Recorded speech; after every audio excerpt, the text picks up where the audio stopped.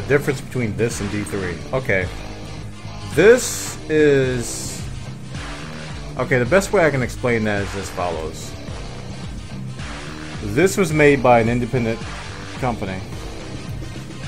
Independent guys. A couple guys just decided to make a Diablo-like game, like back in 2006.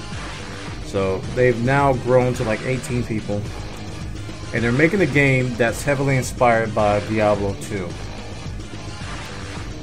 So as you can tell by the look and feel, the overlay map, everything, it's very similar to Diablo 2. So when you talk about differences between this and Diablo 3, Diablo 3, as you probably know, has been heavily influenced by World of Warcraft. The questing system, a lot of the things that were introduced in Diablo 3, very akin to World of Warcraft, and as a result, some things were made simpler. For example, your stash, you don't have to do a lot of micromanagement of your stash and your inventory. Managing that stuff is real easy. Teleportation is real easy. Portals are real easy. Whereas this game, you use scrolls for pretty much everything. You got scrolls for portals, you got scrolls for identification, and Diablo 3 you just right click on things. So they made things a lot easier in Diablo 3 to do. So this is more geared towards the hardcore Diablo 2 person. Somebody who liked the things that Diablo 2 had that Diablo 3 made easier. And on top of that, what they've done is that they've taken some elements from other games, such as Final Fantasies. I think they got a lot of influence from some of the Final Fantasies, like the Final Fantasy VII Materia system and the Final Fantasy X Sphere Grid system. And what they've done is that they come up with an item-based system, itemization system, where everything is revolving around items. Everything. And you have no gold in this game. There's absolutely no gold at all. When you sell something, you actually get an item in return. There's a bartering system.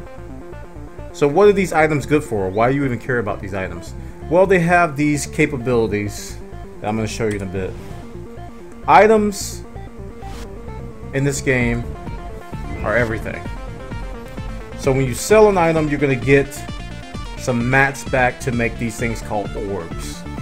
And orbs are what you will use to make your gear better and to change certain aspects of your system, of your gear. For example, all of your gear has, well, most of your gear has what's called gem slots. And gem slots will house all of your abilities. There's no real skill tree in this game. All of your abilities are handled by gems. So if I pick up a gem that an archer uses, I can use it if I have the right gem slot for it. So these orbs allow me to manipulate my weapons. For example, a chaos orb, which is very, very valuable, will allow me to take an already rare item, a yellow item, and reforge it or re-roll it. So all of these orbs allow you to re-roll your items. You can redo the stats and possibly get something better. You can re-roll the number of gem sockets. You can re-roll the links between them.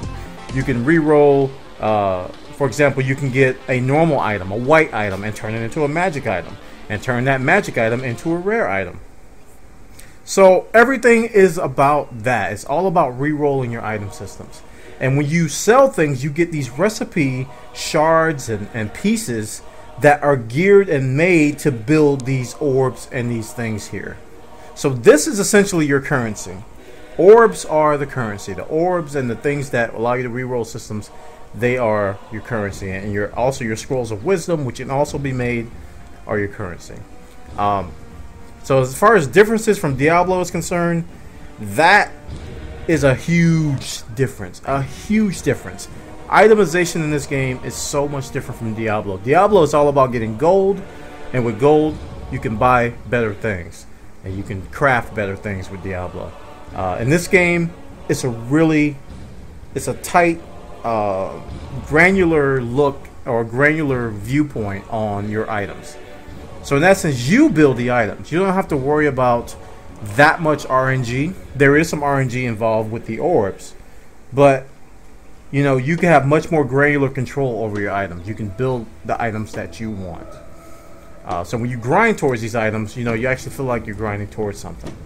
So another difference is, you know, you may recall Diablo 3's skill tree, where they just automatically give you skills.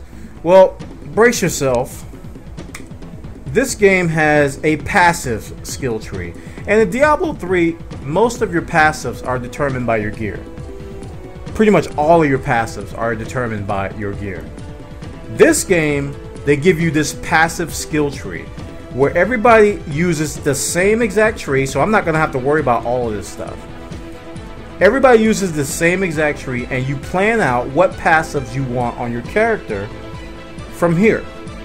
It may look intimidating. I mean, at first glance, it's going to make your eyes bulge. It does that to everybody. But once you get used to it, it makes a lot of sense. And it's actually a very cool system. It's like the Final Fantasy X grid system, or sphere grid system, on crack times 20.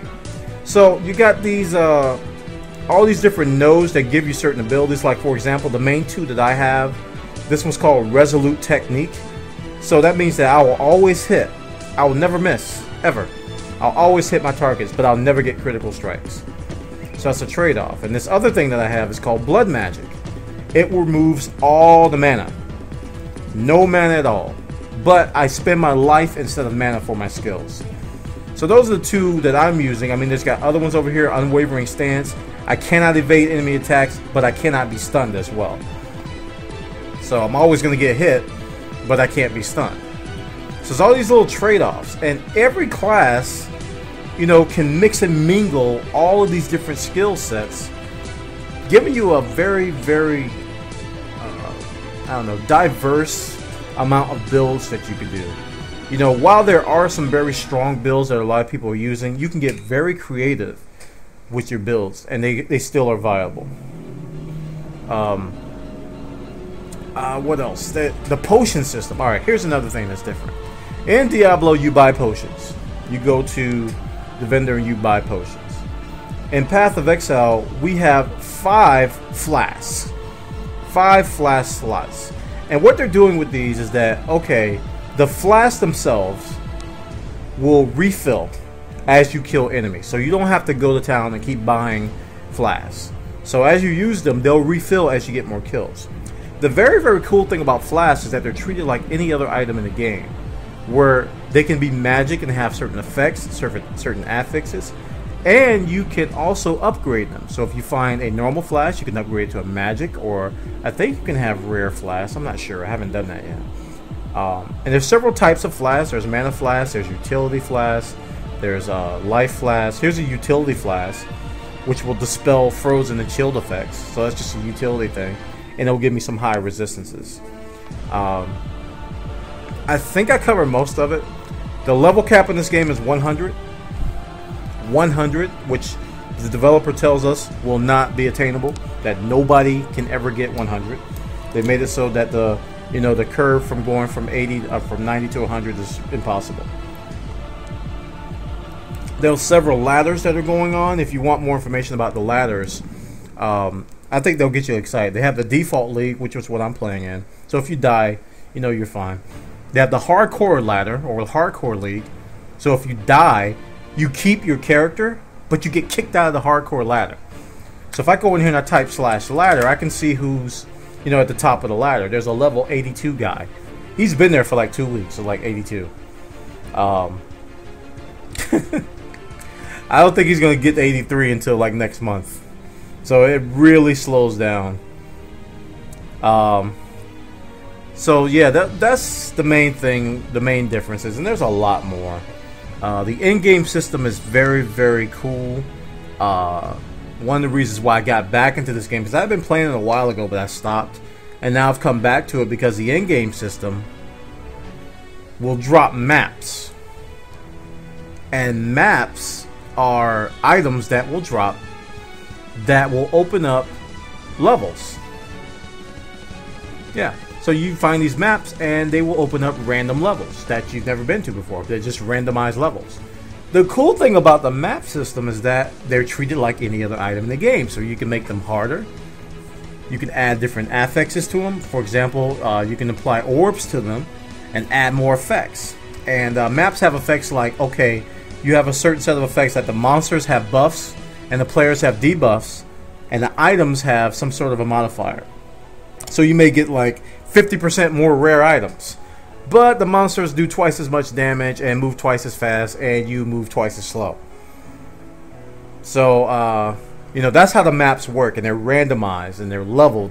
So that's going to be the end game. You're going to be farming these maps, and when you go into the maps, they're one-time use. You get 6 tries to go in a map, and you can only go in and out of the map with the items in your inventory. You can't just teleport out each time, you know, infinitely, and farm it over and over again. You only go in with the go in and out with the gear in your inventory, and you get 6 tries. So if you die 6 times, the map's done forever. There you go. My spiel on the difference between Diablo 3 and Path of Exile by Buana McCall.